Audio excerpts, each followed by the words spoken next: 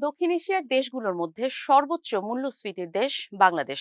২০২৫ সালেও এর হার ছিল অন্যান্য দেশগুলোর মধ্যে সবচেয়ে বেশি, এবং ২০২৬ সালেও একই অবস্থা বিরাজ করার সম্ভাবনা বেশি। তবে আগামী বছর হয়তো মূল্যস্ফীতি কিছুটা কমতে পারে, কিন্তু দক্ষিণ এশিয়ায় বাংলাদেশই শীর্ষে থাকবে বলে পূর্বাভাস দিয়েছে জাতিসংঘ। জাতিসংঘের অর্থনীতি ও সামাজিক সম্পর্ক বিভাগ সম্প্রতি বৈশ্বিক অর্থনীতি পরিস্থিতি ও ২০২৬ সালের সম্ভাবনা শীর্ষক প্রতিবেদন প্রকাশ করেছে।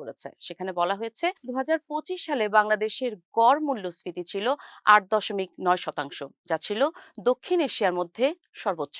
জাতিসংঘের হিসাব অনুযায়ী ২০২৬ সালে এই হার কমে ৭.১% নামতে পারে, তবে তাতেও প্রতিবেশী দেশগুলোর তুলনায় বাংলাদেশের মূল্যস্ফীতি বেশি থাকবে। বাংলাদেশ অর্থনৈতিক পুনরুদ্ধারের চেষ্টা চালিয়ে যাচ্ছে বলেও জাতিসংঘের প্রতিবেদনে বলা হয়েছে। ২০২৬ সালে দেশের মোট দেশজ উৎপাদনের প্রবৃদ্ধি ৫.১% হতে পারে বলে একই হিসাব থেকে জানা গেছে। কিন্তু টানা ৩ বছর ধরে উচ্চ মূল্যস্ফীতি সাধারণ মানুষের জীবনে বড় চাপ তৈরি করেছে। বাংলাদেশ পরিসংখ্যান ব্যুরোর হিসাবে ২০২৫ সালে গড় মূল্যস্ফীতি ছিল ৮.৭৭%।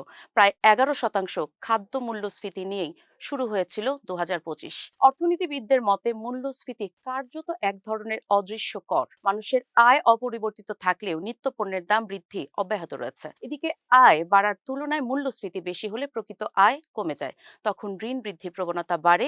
এর ফলে মানুষ প্রয়োজনীয় খাতে ব্যয় কমাতে বাধ্য হয়। মূলত খাদ্য খাতের মূল্যস্ফীতি নিয়ন্ত্রণে না আনলে মানুষের দুর্ভোগ কমবে না। পরিসংখ্যানে ইনফ্লেশন কমলেও বাস্তবে মানুষের ক্রয় ক্ষমতা সংকুচিত হচ্ছে। ২০২৬ সালের পূর্বাভাসে জাতিসংঘ বলছে ভারতে মূল্যস্ফীতি হতে পারে ৪.১%, পাকিস্তানে ৭% এবং শ্রীলঙ্কায় ৩.৯%। এসব দেশের তুলনায় বাংলাদেশেই মূল্যস্ফীতির চাপ সবচেয়ে বেশি থাকবে, যা সাধারণ মানুষের জীবনযাত্রার উপর ব্যাপক প্রভাব ফেলবে।